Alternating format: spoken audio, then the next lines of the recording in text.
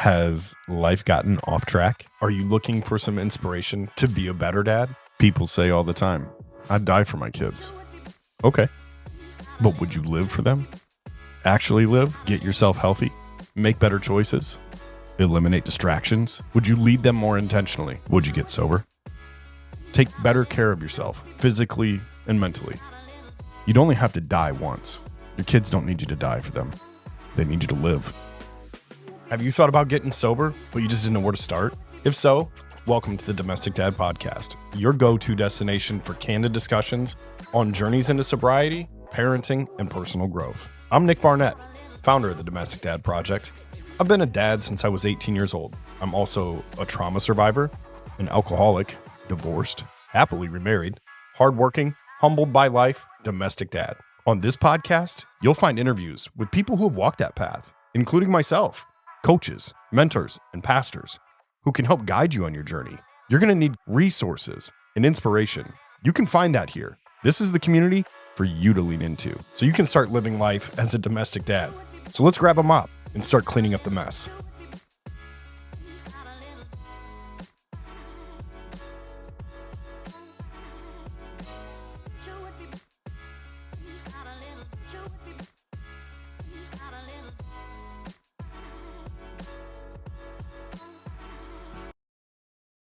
If you're in the recovery community, if you've tried to get sober, if you've gone through any programs, if you've gone to any classes, most people in this town know Joe.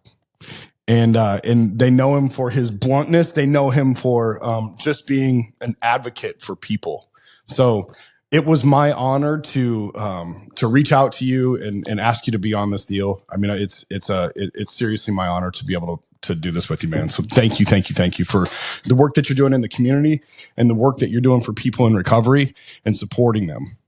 So no, it's my honor to be here, man. I appreciate it, Nick. Yeah. Okay, dude. So so here's how I start this podcast all the time. It's just tell me what childhood was like for you. Where did you come from? Are you a native to Waterloo, or where did you come from? I was born in Quezon City, Philippines. Okay. In early 70s. And then my mom met my stepdad. I never knew my real dad.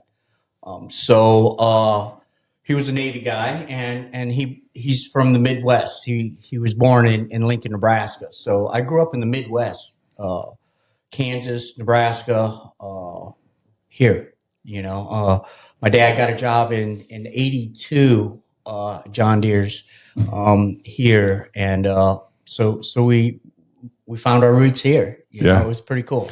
Yeah, John Deere tractors. Yeah, small town. We actually moved.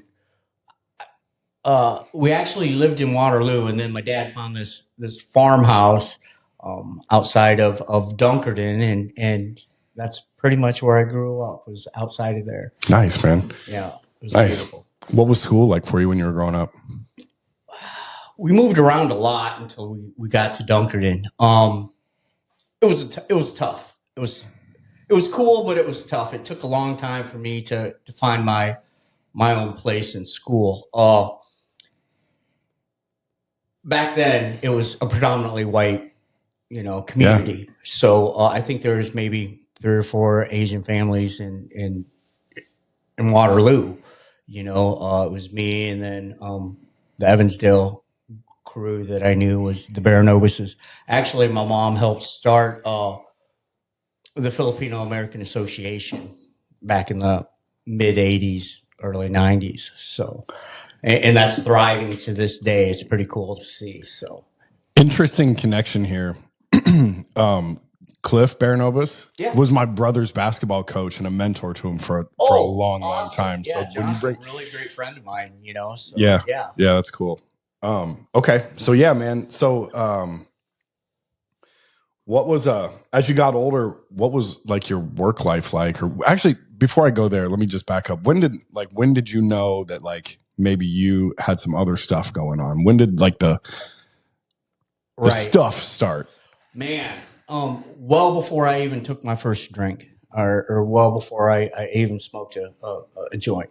I knew I was different. Everybody seemed to point that out to me. and it was mostly because of my color, how I spoke, because I had a really thick accent for a long time. And so, it was, I knew something I was just different than everybody else. And I tried so hard to be normal like everybody else, but who knows what normal is, but as growing up, I wanted everybody's approval. Yeah. And I couldn't get it, it was difficult. Yeah. That's, especially when, you're in a foreign place, and you don't fit in. I can remember when I was a kid just wanting to be like one of the cool kids. Yeah. I tried so hard, and I knew that like I was a little bit different too. Right. So, but not to the degree that, maybe you were struggling with that. So. Yeah. The 70s and 80s were a really different time to grow up in. I'd hate to grow up in today's society, being a teenager today, but the 70s and 80s, we weren't culturally appropriate back then. Yeah. So yeah. I heard a lot of slang and a lot of name calling, and that just kind of chipped at us. And me having a white dad, was really difficult for me. I always, for the longest time, I resented him, man. I resented my real dad. I resented my mom, so I was just building. I was a volcano waiting to explode. Yeah. Yeah. That's essentially what I was. Yeah. When did you finally explode? It just slowly started seeping, and when I was probably 12, 13, maybe 12, before I even went to Florida when my dad got laid off, but I was about 12-ish when we would sneak into town and break into people's garages and steal their beers and things of that nature. Yeah. Growing up, I felt like everybody disliked me. So I had to get into sports. I was a heck of a track runner. I played basketball, and then people seemed to like me a little bit more. But to back up a little bit, he said, how did I know when I was different? Was I used to sit on the bench of the basketball games or the track meets, and I would wait for my parents to show up, and they would never show up. Oh. They never came to a game. Never. And I've got a younger brother and a younger sister also. And they started going to my brother's, and then eventually went to everything of my sister's. So, and I understand as I'm older now that there's no parenting guide, Yeah. Universal guide, like an owner's manual that you get out of the car or a motorcycle, So, but after I found recovery, I asked my mom, and I said, why weren't you guys ever at my games? I said, I felt like you guys didn't love me. You resented me, and she goes, we only had one car. I was taking care of your brother and your sister. We were living on the farm. Your dad was working 12 to 14 hours a day to put those shoes on your feet. And I finally realized it was the stories that I told myself. Projecting rather than the truth. Yeah. So I think that's where I really started feeling inadequate in life. Yeah. And some of those projections took root and became your reality in the moment, right? Yeah. It was my reality for the longest time. Yeah. And it was crazy what I would tell myself, Yeah. And then along with everybody else telling me I'm different and this and that. And so it just kind of, I didn't even really know who I really was, up until my 40s. Gosh. Yeah. Just lost, man. Extremely lost. Yeah. Yeah. So, did you go to college or did you? Yeah. Okay. Yeah. Where'd you go? Hawkeye. Yeah. 2015. Yeah. Yeah. I loved it. Yeah. I still talk to some of the instructors out there. They're the best. Yeah. Yeah. When did, so when you started working, like post childhood, when you started working, what was like when you were kind of struggling with all the stuff of, maybe addiction and things of that nature? What was it for you that you struggled with? Going to work, keeping a job. Yeah. I did all kinds of jobs. The funny thing is my dad got laid off in 85. Yeah. So we moved to Sarasota, Florida. I went from a class of 28 or 32 to a class of 1,200. Yeah. And when I left, I was feeling good. I was actually climbing that ladder in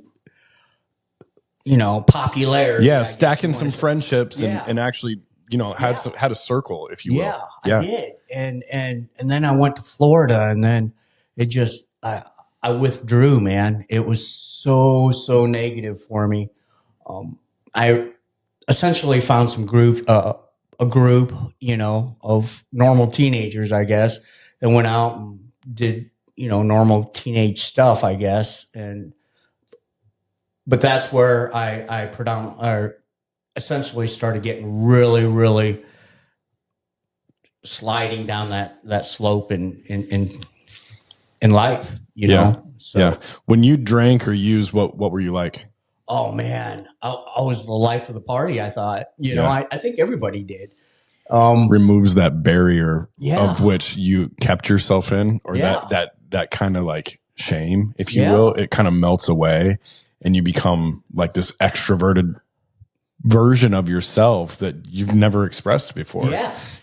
I was the life of the party. I made everybody laugh a little bit more. It was easier to laugh at me,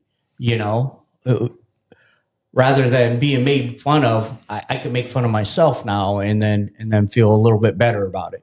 Yeah. And it not hurting as much, I guess. You know what I mean? Yeah. Yeah. It was a different part of life, I can remember when I call myself a kid up until I was like 38, 39 years old, because I just did childish things for the entire time, even though I had kids, even though, I was a young adult and I had a job and all that stuff. But back when I was a kid, like, early 20s, I can remember drinking or whatever and looking at myself in the mirror and thinking I like this version of myself better than the sober version of myself, or what I considered the old version of myself, who was more reclusive, if you will. Right. Because I felt like I was something different at that point in time. And I don't know, man. I don't love the fact that I did that, but I don't know if you had any experiences like that. Yeah. My friends, I always wake up and my friends, oh, do you remember doing this? Or do you remember? And I'd be like, no, I don't, and they would laugh, and we would laugh together, and I would feel this tinge of guilt and shame inside of me. Mm. But yet I would still continue to do this over and over and over throughout, a majority of my life. And it was just something that I got used to. That's who I thought I was for the longest time. Yeah. Yeah. Yeah. Tell me about a time when you were like the most messed up. It would have to be in Florida. How old were you? I was probably 15. So we skipped school, and 3 or 4 of my friends, we went out and we went to this pasture and picked mushrooms. And we had brown bagfuls of mushrooms. Are you talking like psilocybin mushrooms? Yeah. Okay. Yeah. Fresh ones. Yeah. Okay. Fresh ones. Oh. And then we went back to my house. You see, now this is a time in my life where I wasn't living with my parents. My dad kicked me out because I ran up a $500 phone bill. And back then we didn't have cell phones, and a $500 phone bill in 85, 86, 87 was pretty expensive, We we got physical, and then he threw me out of the house. And so I stayed with my best friend and his mom. And so anyways, I went out to the field. We picked out all these mushrooms. We went back to my house and we boiled them. And we had probably 5 or 6 gallons of mushroom juice.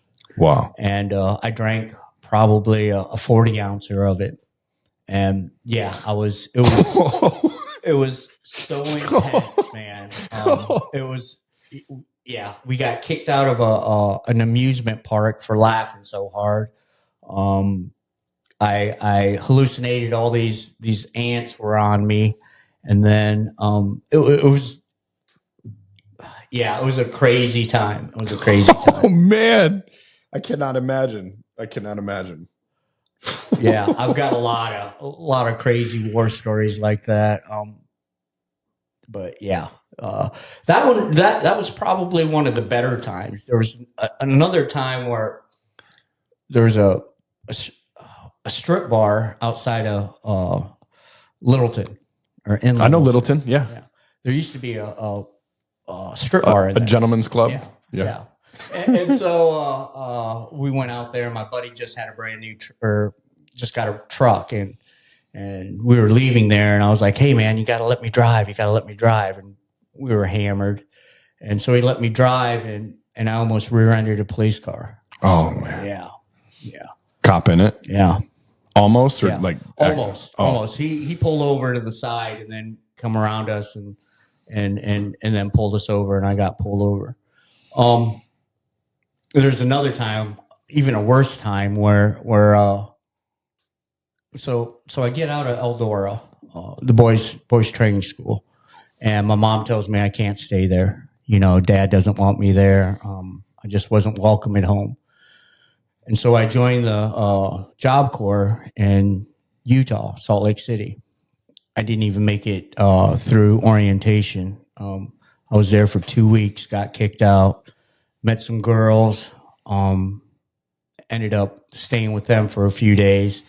And we went out one night, and we got so intoxicated. The young lady who owned the car threw me the keys and says, "Hey, can you drive us home?" And I'm like, "Sure." And quarter mile away from home, all we had to do is cross this ravine and past this bridge, and I blacked out and hit a tree and launched the tree into a river, put a girl in a coma for 3 weeks. Oh my gosh. I went to jail. I got a scar on my forehead I see every day. Broke my nose and some ribs. Another girl broke her ribs or her leg, and then the other girl just got scratches. So, and that didn't stop me from drinking. I continued to drink and use drugs. Yeah. So. Oh man. Would you say that that's one of the moments that you regret the most, or is there something else? Yeah. There's a lot of regretful moments. But that was probably one of the biggest. Yeah. Yeah. Yeah, man. Wow. That's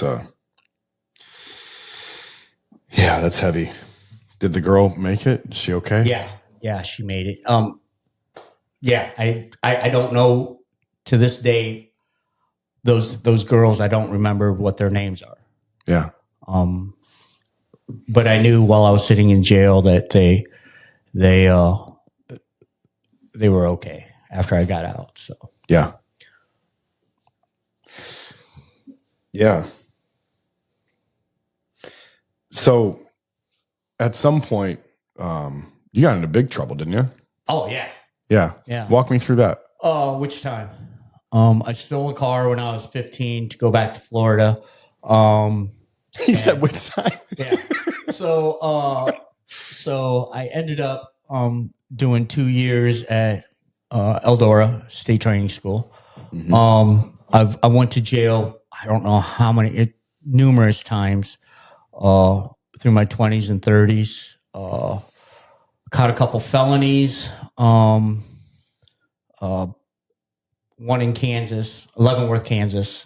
I stole a broken VCR, and the guys his pot. But of course, they didn't get me for the pot. They got me for the broken VCR. Oh my gosh. So I ended up doing a little time there, and then I come back to Kansas, and then where my uncle lives, and I stayed with him for a while until he got tired of me, and then somehow I made it back here. I got married.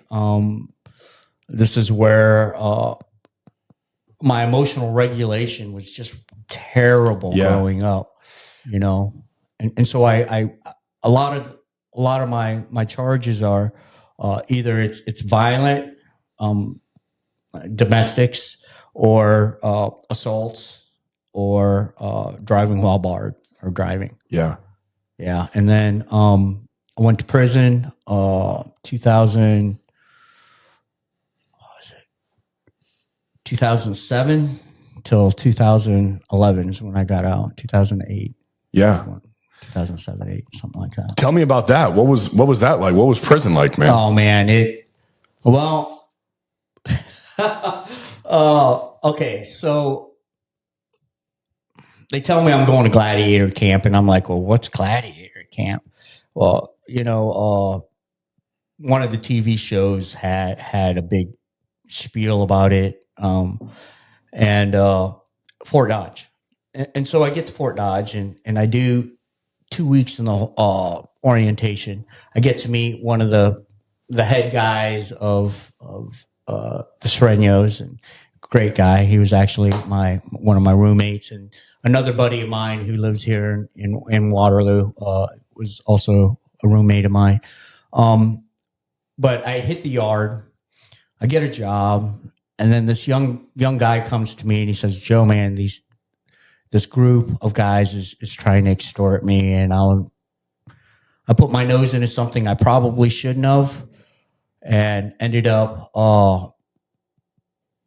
going to the hole. They jumped me, and they let me out 30 days later after shutting the yard down, and then I get out. They send a couple more guys at me, which I was ready for that time, and then they send me back to the hole. So you're just kind of a marked man anytime that you get out of there. Yeah. So they eventually said, "Joe, you can't be in this camp. You got an old mentality. You know, this is a young camp.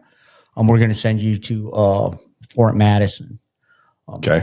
Yeah. So I did a year in the hole, and then I get to Fort Madison. Then I spend a couple of months, couple weeks, I think it was about a month behind the walls. And then they showed me love and let me out in the backyard, which was a fenced-in yard, 20-foot fence. And that's where I flourished there. You know, I started hustling there, and my street mentality got me to, you know, do some things in there that I probably shouldn't be doing, but that's what I did to survive. Yeah. You know? And then I got out of there.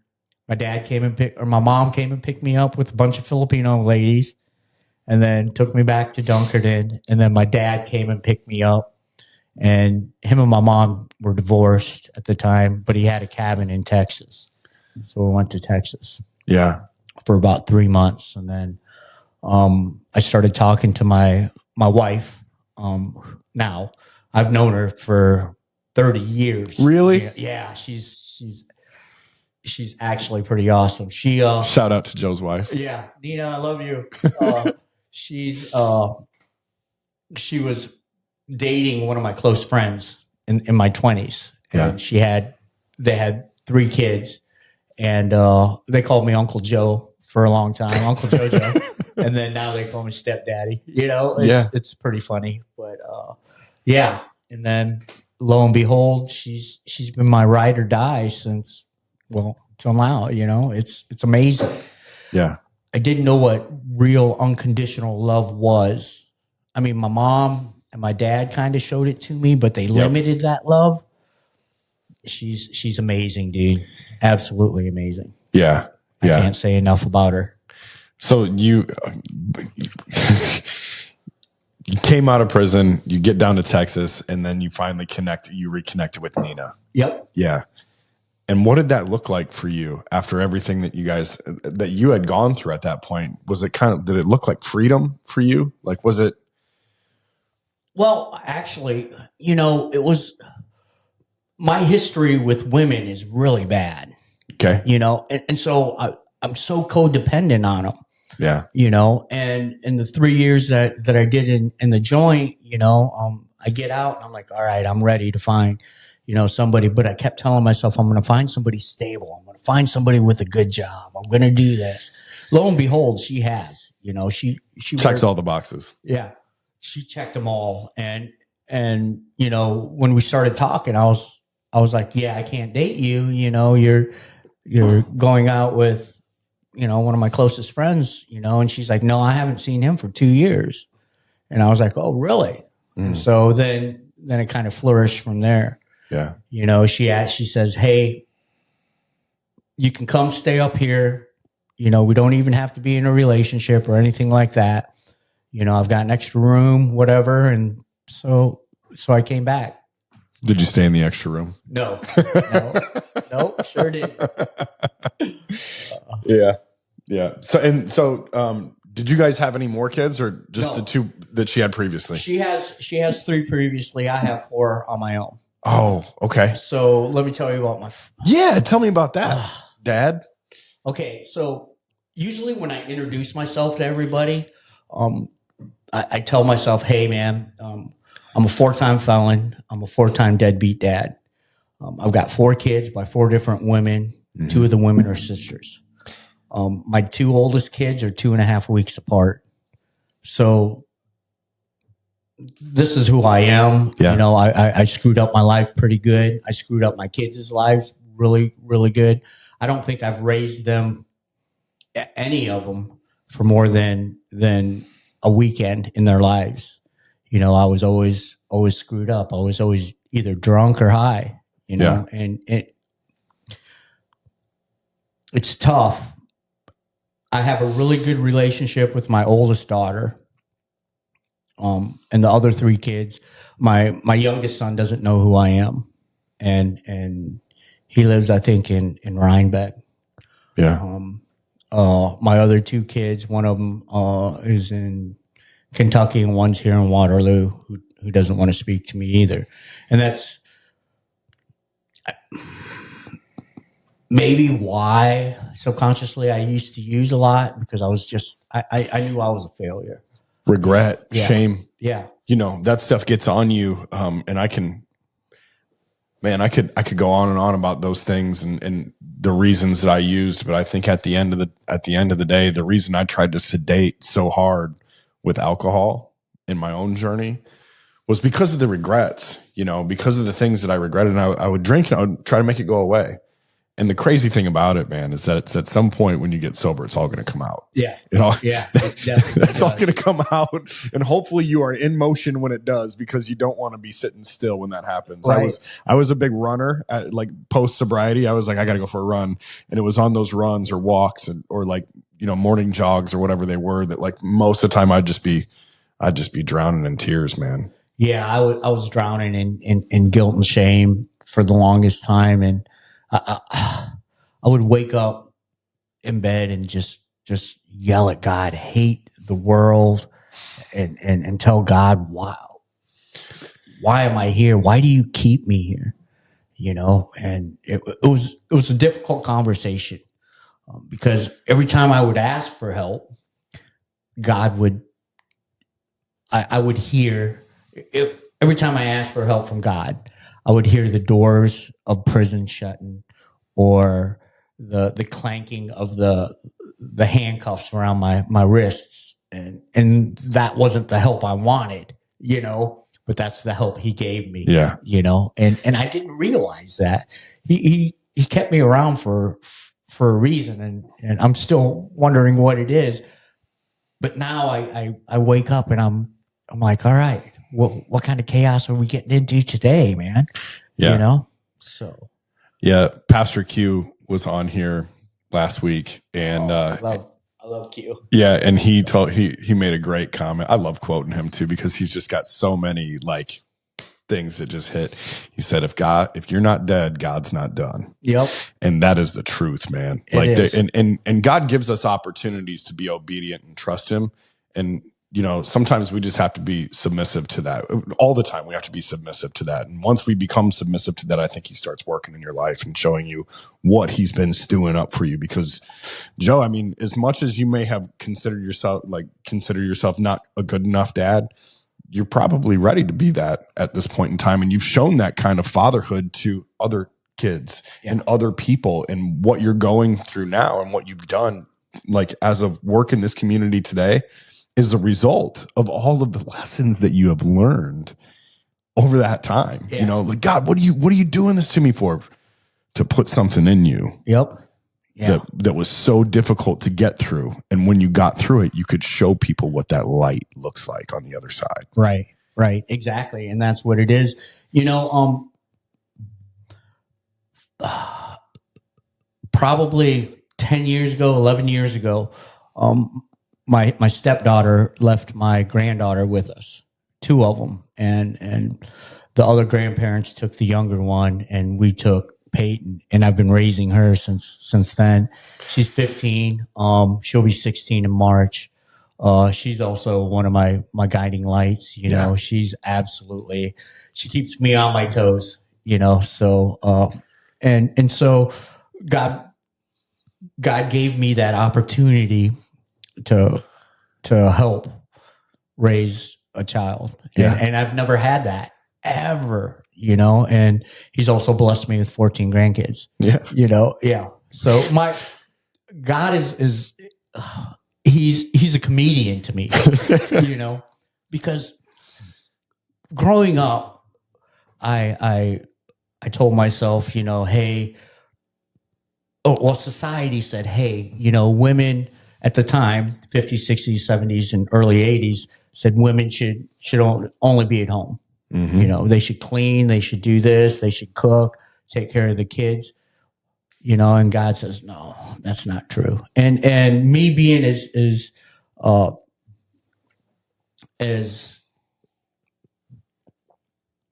with so many different women, God says, that was a serious vice for you. Yeah, that was really bad for me. That was another addiction. Yeah, was women, and God finally says, hey man, I'm gonna challenge your thought process, and I'm gonna give you granddaughters.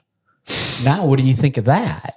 And I'm like, oh my God, So now I'm literally, literally, I'm like, okay.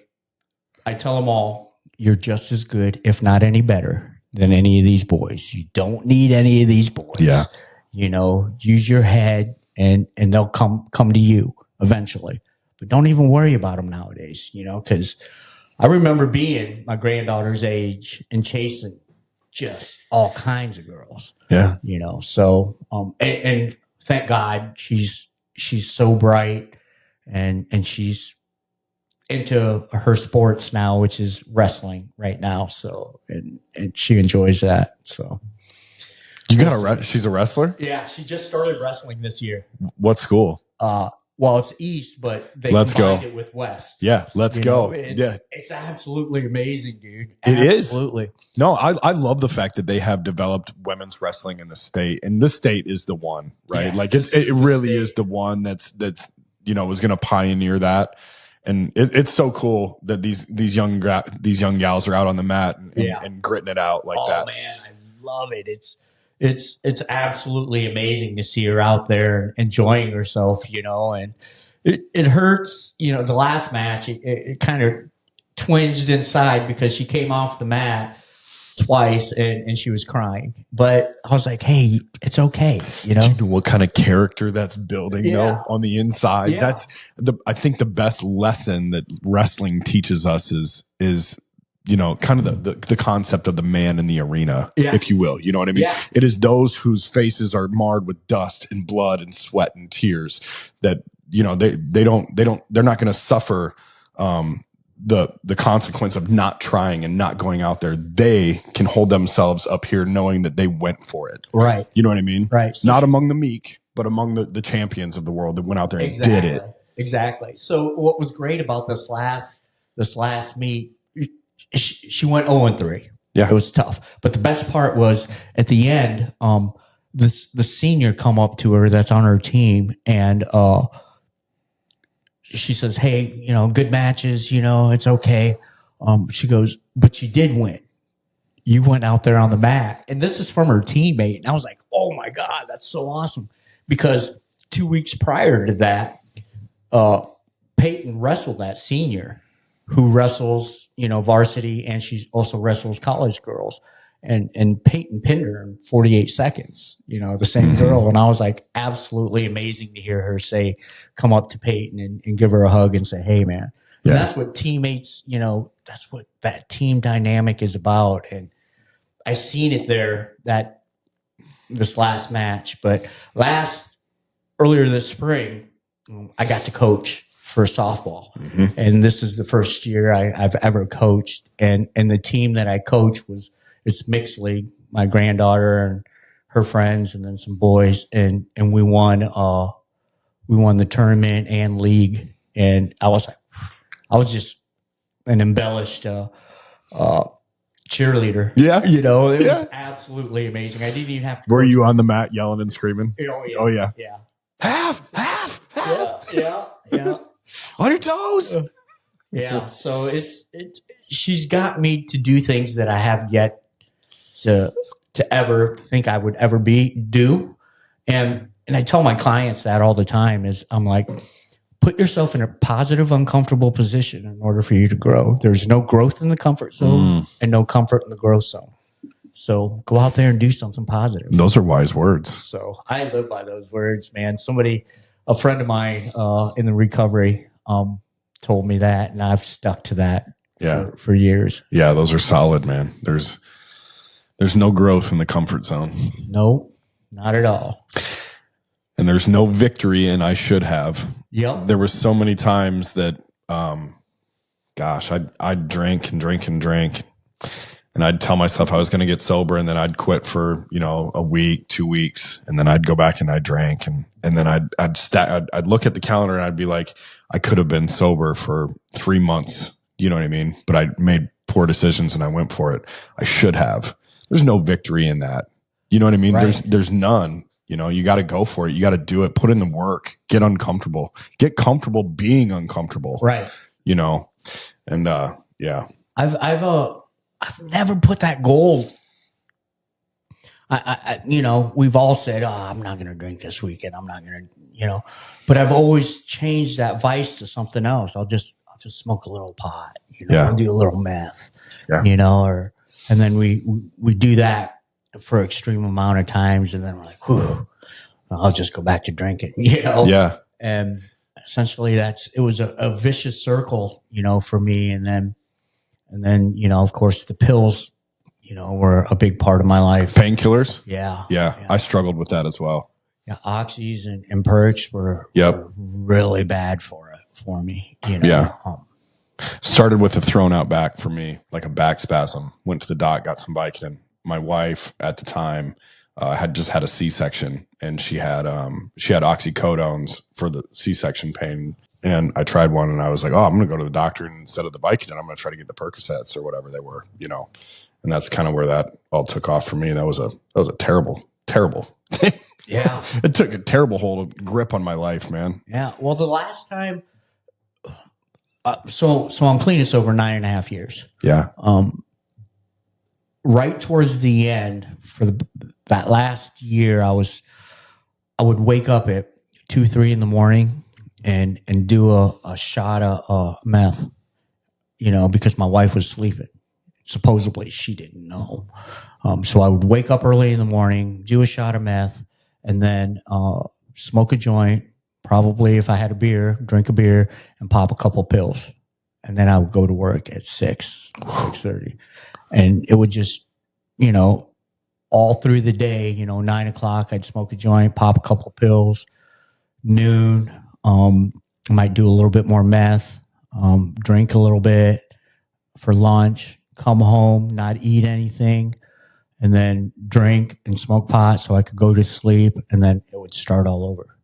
It was just a vicious circle. Whoa. For months. Wow.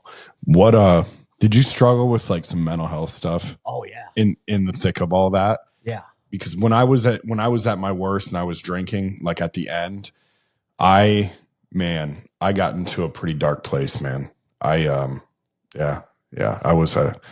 didn't think I thought everybody else that I knew in this world would be better off without me. My kids, my wife, my parents. I was just a burden. I just felt like such a burden, you know? Yep. That's exactly what I was a burden. I was a cancer in society, or at least I thought I was. Yeah. And I didn't know how to fix myself, and nobody knew how to fix me either. But yeah, I was diagnosed with major depressive disorder, anxiety, of course. I think everybody is, PTSD, and later on, I was diagnosed with drug-induced schizoaffective disorder. Yeah. Because there for the longest time when I was on meth, I was seeing the shadow people. I was literally, it was so bad. My brother was getting remarried to his high school sweetheart. And I was literally outside, weather like this. I think it was January, maybe February. I was outside cutting limbs out of my tree because I thought people were staring or spying on me, and I literally fell out of the tree and messed my face up on his wedding day, so I couldn't even go to his wedding. Yeah, it was. Was that the inciting incident? No. Okay. No.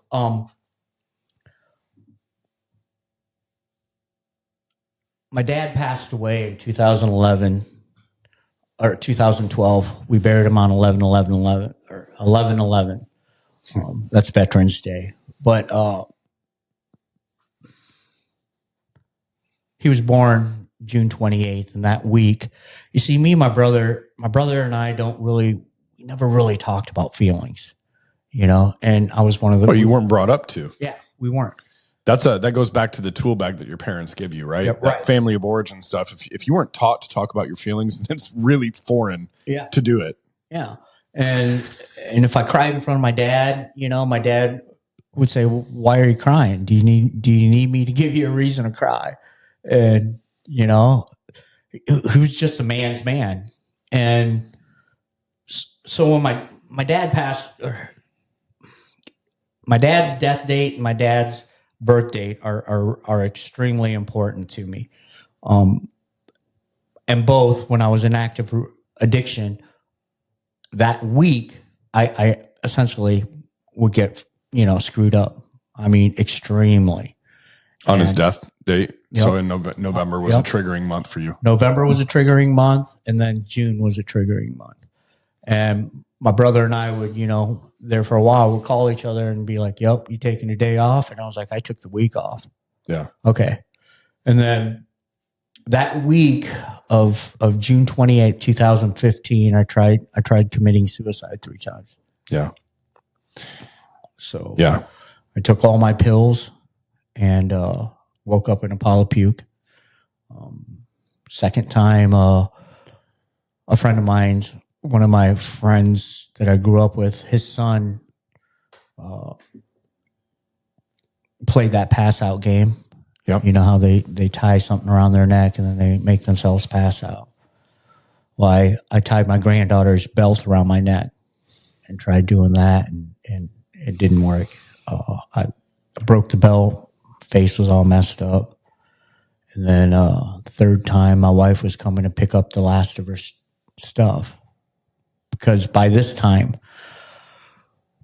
she took Peyton away from me. I lost my business, my tools, everything, the house. Power was being turned off. And that last time, my wife asked me, "Why can't you just quit?" And I told her I was going to. And took her out on Airline Highway and stepped off of a tree limb with a rope around my neck. So I went to the psych unit earlier that week too. And then when I woke up, I found myself in the psych unit again. And the psychiatrist was like, you're not going anywhere. You're going to treatment, you know? So that's where my recovery started, you know, and let's go. Yeah. Well, actually, me being an addict, tried manipulating my way out. Of course you did. You know, that first week in treatment, I was like, yeah, you know, vaguely talking about things. And then somebody called me out and I got mad. And I went to my room and come back out. And then there's family group. And I didn't think my family was going to show up. My family showed up. And there was nothing but let's beat up Joe for the next 2 hours. And it sucked. It sucked. So I went back to my room and I bawled my eyes out. And this is where I spoke to God and says, you know, I'm tired of asking you for help, you know, because I don't want to go to prison. I don't want to go to jail. And that's what you normally do. And I don't know what to do. And I turned around and lo and behold was the little blue book of Narcotics Anonymous, basic text. And I turned it to page 90. I opened it up and it flipped open, I think, to page 91 or 92. And it said in there, it says, you're not responsible for your disease. And I was like, oh my God, I got a disease. Oh my God. Yeah, dude. So give me some pills. I'll take 6 of them, you know? And the funny part is right after it says, but you are responsible for your recovery. And I was like, damn, I've never been responsible for anything in my life. Yeah. And that's where I took off. I cut my hair off and then got out of treatment. My best friend was sitting on my stoop with a 6-pack of beer, a lit joint, and a pocket full of pills. My wife was madder than hell. She was extremely mad. What'd you say to him? I looked at her and I said, hey man, I think it was a Tuesday. And I said, yo, bro, I got 16 days clean. I think I'm going to try this thing out for a little bit. Keep that stuff. Because come back Friday and I'll probably do it Friday. I jumped in my car and smoked a half-pack of cigarettes, drove around a meeting. The closest meeting to me, it wasn't open yet. So I drove around the block for like 45 minutes. And then I happened to look over. Sure enough, I seen somebody that I used to walk the yard with in prison. And I get out of prison, or I get out of the car and I said, hey. And he's like, JoJo. Yeah. He gave me a big hug. And I said, is this where? And he's like, yeah, this is where NA's at. And he started laughing. And I was like, dude. I said, I got 16 days clean. And he's like, awesome. I said, how many days clean you got? And he pulled his girlfriend over and she was pregnant. And he nudged her and says, hey, JoJo wants to know how many days clean we got. And she goes, 9 months. And I was like, heck yeah. For some reason that clicked with me. And I said, I think I can do this because, you know, my boy's here. Yeah. And I never turned around. Did you have a lot of conversations with that guy after that? Oh yeah. Yeah. For the longest time. Unfortunately, he went back out and relapsed. Yeah. And I still see him every once in a while and beg him to come back, you know? Yeah.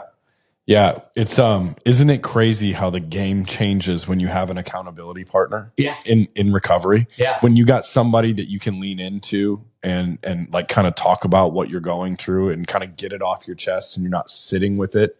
Because when you sit with all of your, like, I just want to use, or I just want to drink, or I want to do this or that. Like, eventually you're going to do that. Right. You know what I mean? But if you got somebody to express it to and say, man, I'm going through this. Yep. This is hurting me, man down. Yeah. Right. Like I'm going through it, dude. And for somebody to be there for you, that's also going through it and say, no, man, we got this together. Yep. You know, that changes everything. I always advocate to people who want to get sober. You know, strangers will call me. I'll get messages on Facebook. I'll get a text message out of the blue from an old friend. And they'll say, dude, what do we got to do here? I said, you got to get an accountability partner. If you need one, I'll be it. But I'm probably a lot further in my recovery than what you are right now. And you should find somebody that's close, that's going through it now. You know what I mean? Because you got to be able to share your experiences, because if you don't talk about it, I mean, that's why they tell you hit 100 meetings in 100 days, because you're going to find people in those meetings. And it was people in those meetings, people in the what's it called? What is Pathways and what does Elevate do? They have a program. Treatment? Substance use treatment program? Yeah. Inpatient? Outpatient. What is outpatient called?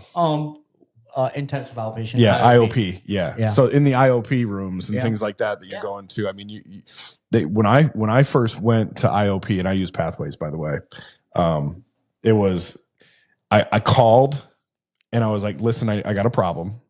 And they were like, hey, we'll do an evaluation. Come in. I came in and they were like, you might want to go in treatment for what you are going through. Like, I was shaking. I couldn't talk. I couldn't text. I couldn't email. Right. You know what I mean? My brain was just mush from all the booze.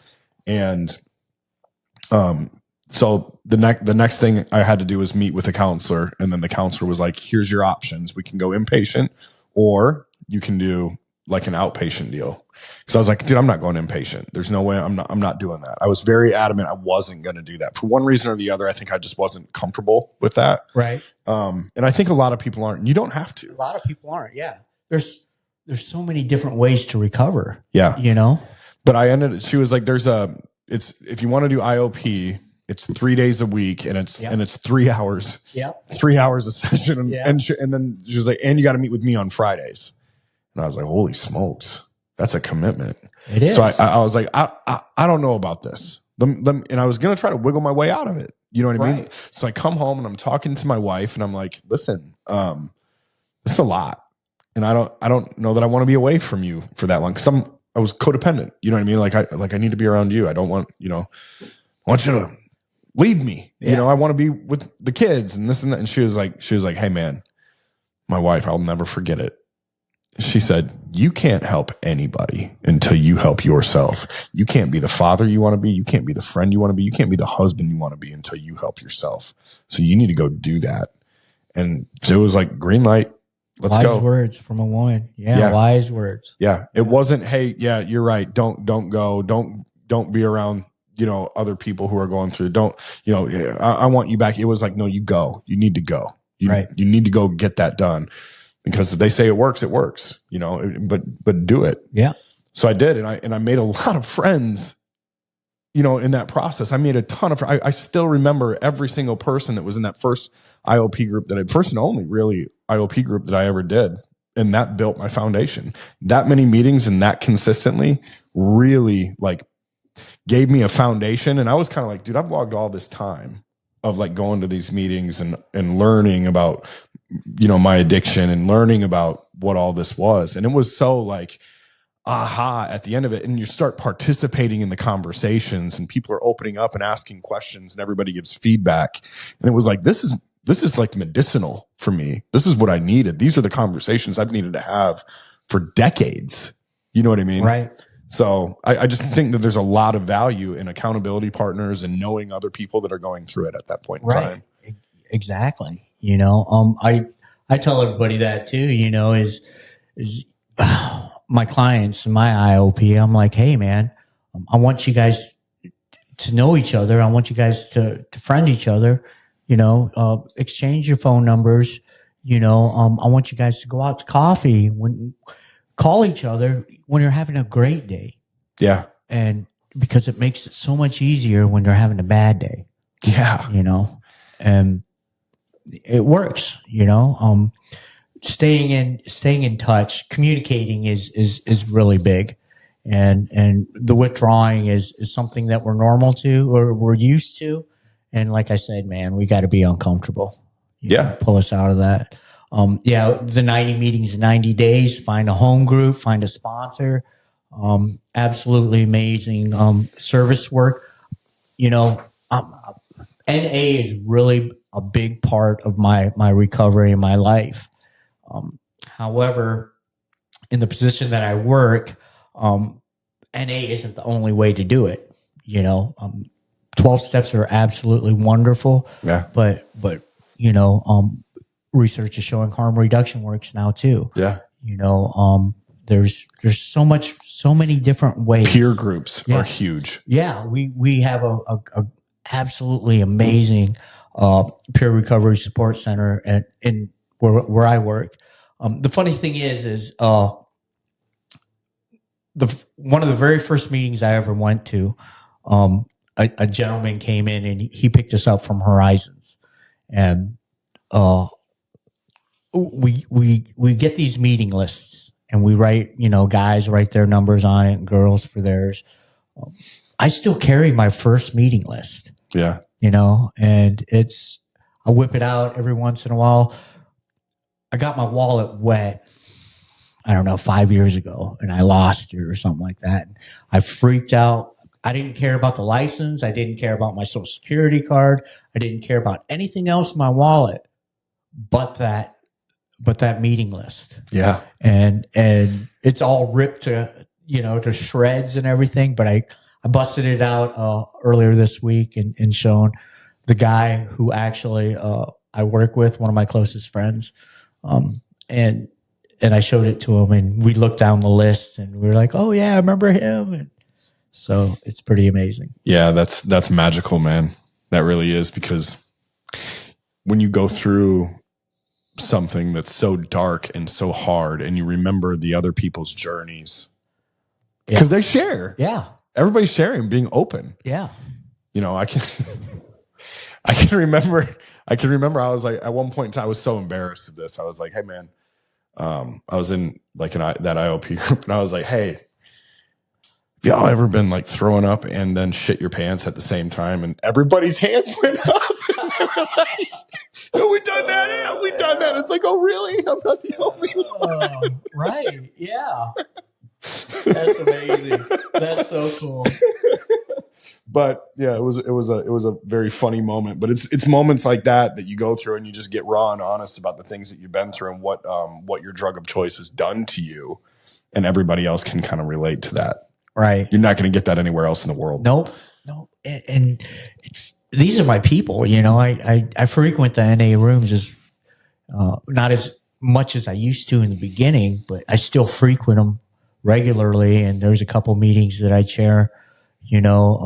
The Horizons meeting on Sunday, every Sunday except the third Sunday. Another group comes in, but something that I have to do. I have to give back, because NA gave me so much. It gave me my hope back, and faith, and it gave me the opportunity to have a different perspective on life. Yeah. And dude, those are all things that you need to have in your life. You have no idea how much you needed them until you find them. You're like, this is what I've been missing. Yeah. This is what I needed, and I think that's why I do this podcast, is because it's my way to kind of give back, conversations like this one, sharing with people, the fact that we've all gone through some really hard stuff that would make your skin crawl. Things that, if I really look back on it, like make me like go, but in going through that stuff, it turns us into the people that we are today. Yeah. And while we don't have some of the greatest experiences, we have some of the greatest lessons. That's where it's at. It's all the lessons, and some of us have to, I had to go through the same thing over and over and over and over again in order for me to learn from it. And then I'm like, man, why did it take me so long to understand, man, I just didn't need to do it this way. Yeah. Yeah. Yeah. But I'm hard-headed like that. Me too. It took me so long. Yeah.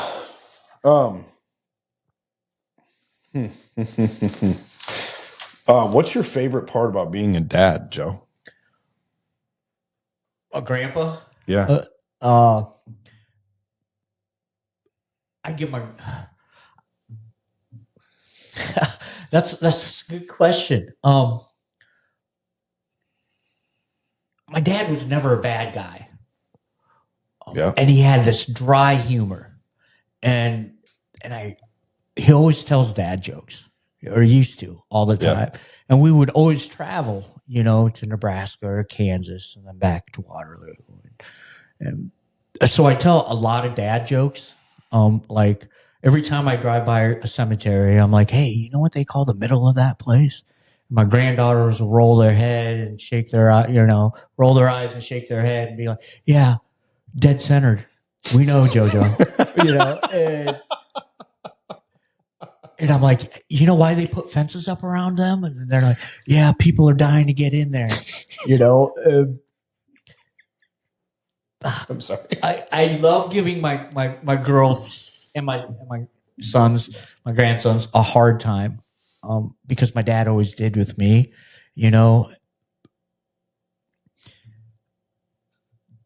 I think one of the most memorable times I'm ever going to have is the conversation I had with my granddaughter 2 weeks ago. The day she lost those 3 matches, and her coming off of there, she cried the first 2 matches, and she got in the car, and I said, hey, I respect you. And she's like, what? And I was like, yeah, I respect you, because it takes a lot of balls to just walk out there on those mats and wrestle somebody you totally don't even know. And she's like, yeah. I said, that's pretty courageous. And she's like, yeah, it is. The next day, my coworker said, hey, ask your granddaughter who her idol is. And so I texted her, and she said, you are. Oh man. It puts that frog in my throat just saying that, And I told her, I says, you don't have to say that, And she goes, no, you are. And that's the relationship I have with her.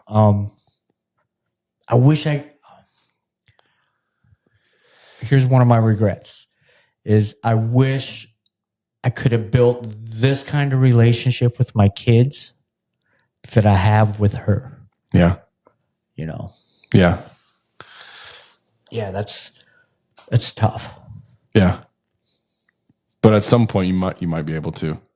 And it also makes you appreciate the relationship that you have with her. Oh that much more. Yeah. It does. Like I said, it's me, her, and my wife. We do everything together, and then my wife doesn't. Like last year, we were out at Big Woods Lake, and we went kayaking. It was just me and her, and she's like, "Where are we going?" And I said, "We're going all the way over there." And she's like, "Oh no, that's too far." We ended up past where I was even looking at, and it was a good time. She enjoyed it. Yeah. She was like, "This is so much fun," and just those moments,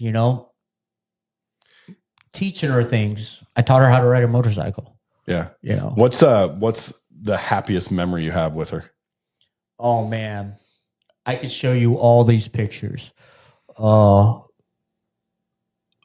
Actually, that's a tough one to pin down, isn't it? It is, man. It is. When my wife retired, the funny thing is my wife worked at CenturyLink for 17 years. Yeah. And they outsourced her job to the Philippines. My cousins. Yeah. That's what I say. You're still feeding my family, but she got a severance pay, and we went and bought a Honda Odyssey van, and we just took a vacation. And we went to the Omaha Zoo, and at the time my granddaughter was 5 and the other one was maybe 4, and we took them to their first 3D movie. Mm-hmm. And I snapped a shot of these two, and they both looked at me. One of them had their glasses on like this with their mouth open. The other one had their glasses sideways and looking at me. And I think that was one of the funniest moments of my life. It was, yeah. Because it's wrapped up in light and love, right? Yeah, it was, but there are times where I take Peyton and I'm like, hey, you want to go to our favorite spot? And she'd be like, oh, okay. And we'd go to the ice cream shop, Four Queens in Evansdale. Yeah. Or I'd be like, hey, you want to go for a ride on the motorcycle? And she'd be like, yeah. And then I got another one, and so I taught her how to do that. There there's so many memories that I just enjoy, man. You know? Yeah. Yeah. What do you want or wish most for her?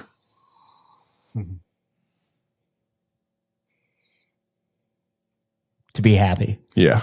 Just to be happy in regards whatever she wants to do in life, you know? And I just hope she remembers to give her grandkids a hard time like I give mine. Yeah. Yeah. What's the one thing that you want them to always remember after you're gone? How much fun I was, I think, and how strong I was. They know what I do for a living, and they know they frequent the meetings with me. Mm-hmm. You know, I hope they carry that kind of legacy and wanting to help others. And I've seen actually my granddaughter Peyton. She's a really big participant or volunteer in the teen support peer recovery group we have at Elevate. So she's there every Tuesday night after wrestling, you know, and before wrestling started, she was always there. So talking to all the other teenagers and just being herself. Yeah. You know, that's awesome. That's awesome. Yeah. Authenticity is the best thing when it comes to kids. When they're not trying to be something else or fit a square peg into a round hole, they're just being authentically themselves, and you get to see them in that light, and you're like, it's amazing to see that, you know. Yeah. And she's usually such a secluded person. She's so quiet, you know. As she was growing up, she was just been really quiet, and to see her open up and volunteer and talk to other kids at this thing is really pretty inspirational. Well, it sounds like you're planting good seeds in her, and she's seen you in action and knows what she wants to do and knows how she wants to be. And that's huge, man. That's huge. What's your biggest accomplishment since getting sober?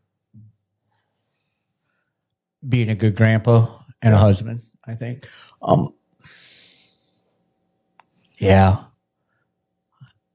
would have to say that. I mean, I got my bachelor's in social work, and I've got a beautiful job, and you know, I've got a beautiful home, and you know, I got all the materialistic things, but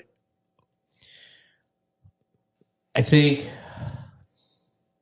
being able to be me, who I truly am supposed to be, you know, it's an amazing thing, because I had no self-esteem. Yeah. I had no confidence in who I was. Everything I touched turned to shit. You know, I was that guy. And I try to instill in everybody I talk to or that I work with is, we're going to build you from the inside out. You know, here's where we're going to put glue together. We're going to glue you back together. And you're going to be more valuable now than what you were before. Yeah. And that goes with self-affirmations. That's the first thing I tell everybody in my groups when they start. Here's a packet of self-affirmations. Take this. Pick out 3, write it on a Post-it note, and take it home. Post it on your refrigerator, or your mirror, you know, wherever, your oven, your bedroom door, wherever you're going to see it consistently. Yep. And then take a picture of it and send it to me so I know it, you know. And throughout the months that we're together, I'm going to just randomly ask you, hey, what are your affirmations? Yeah. And if they rattle them off like that, and a majority of them do, then I know they're practicing it. And that builds that self-confidence. Is that the advice that you'd give somebody today? Oh yeah. That was thinking about getting sober, is get yourself some affirmations, or is there something else that you'd give them? I tell them I'd ask them first off is what's recovery look like to you? Yeah. You know, recovery looks different to everybody. me, it's abstaining from all mind altering substances. Yep. You know, some people, younger kids might be like, well, I'm not going to quit drinking. You know, I'm only 19, 20 years old. You know, I got a whole lifetime. Well, then maybe we should learn some responsible drinking habits, you know, or I love to tell everybody we need to quit looking at what's wrong with addiction and start looking at what's right with it.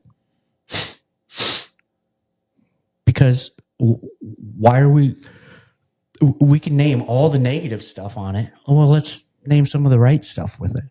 You know, it immediately takes away, you know, the fear and anxiety. It makes us feel a lot better. You know, instant gratification. Temporarily. Yeah. You know, after we name these good things, then we have to realize for that individual is why don't you have those good things in your life right now? Yeah. So let's figure that out. Way to wrap it back around there. Yeah. Let's figure it out. Why do you need this? You know, why aren't you happy? You know, oh, so you're stressed out. Okay. All right. It's understandable. I've been there. Yeah. You know, are there alternatives? Yeah. You know, can we practice a little breathing? Maybe a little mindfulness. Yeah. Some box breathing. Yeah. Yeah. Yeah. Yeah. I tell everybody box breathing, 5-7-8 method. You know, I love doing the mindfulness is well, you can't do it now because the snow's on the ground, but I take my clients out to the Lincoln Park and I make them shed their shoes and socks. And I'm like, let's walk around. Let's get on the earth. Yeah. Yeah. That's one of my favorite ones, you know, the 5-4-3-2-1 technique, coping skills. I got a pocket full of coping skills. Yeah. You know? Yeah. And just so all the listeners know, you work at Elevate CCBHC, downtown Waterloo. So if you are struggling with addiction and mental health, or we mental got health. therapists there. We also have a prescriber. We have a peer support drop-in center. We own 2 buildings on the corner of Mulberry and 4th Street. Like I said, we have therapists. We have some addiction counselors there. Whatever you're looking for, if you need any help, we're there to help out Monday through Thursday from 8:30 to 6, and then Fridays from 8:30 to noon. We also have mobile crisis responders. Yeah. We work with Your Life Iowa 988. We've got an embedded social worker that actually has his own car and cruises around and helps a lot of people out. We try to stay in touch with or work with everybody in the community. Yeah. You know, it's absolutely an amazing thing. It started in 2020, August of 2020, I think.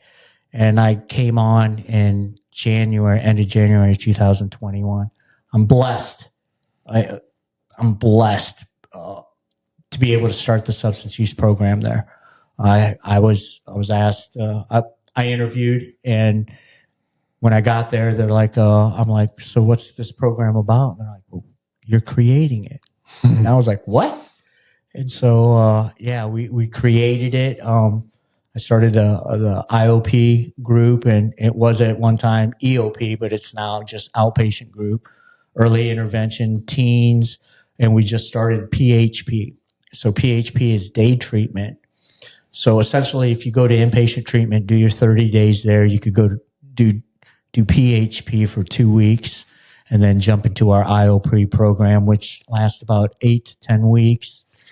And then it's outpatient for as long as you want. Yeah.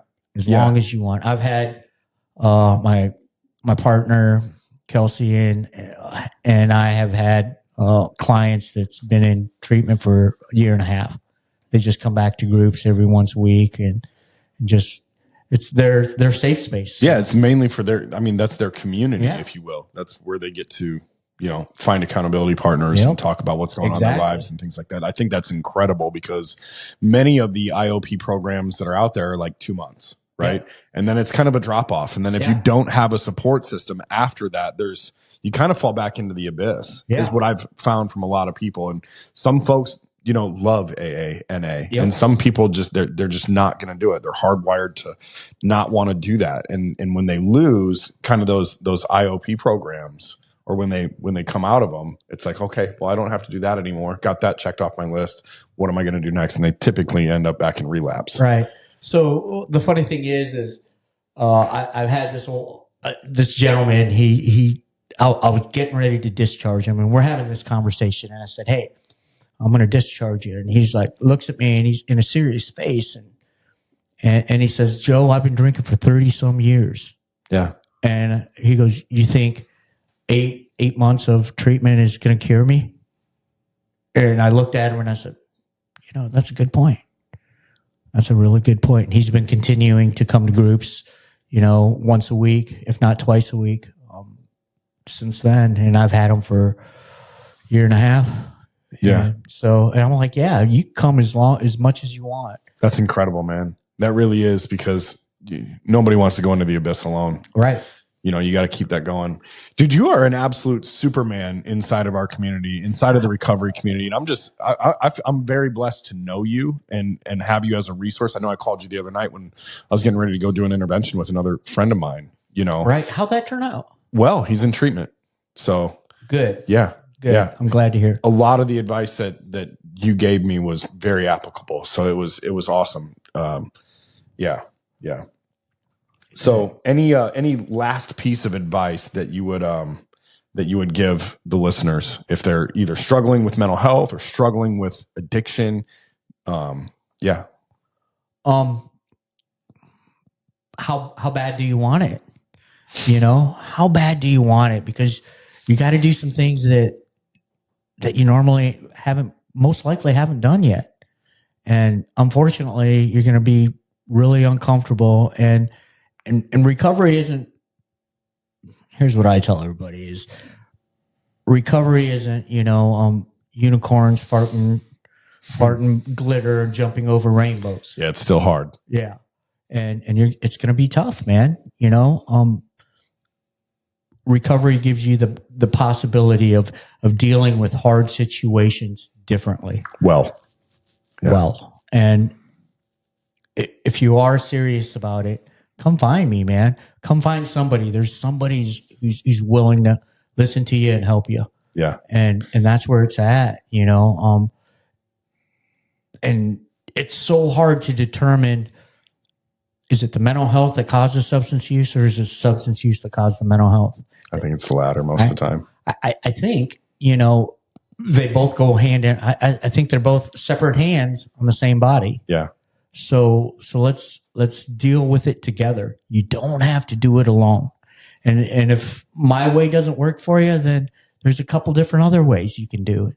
But I'm gonna challenge you quite often, and I challenge a lot of my clients all the time. And it's just an amazing journey. And I'd love to help you. I'd love to walk that road of recovery with you. Yeah. There's no dead end to it.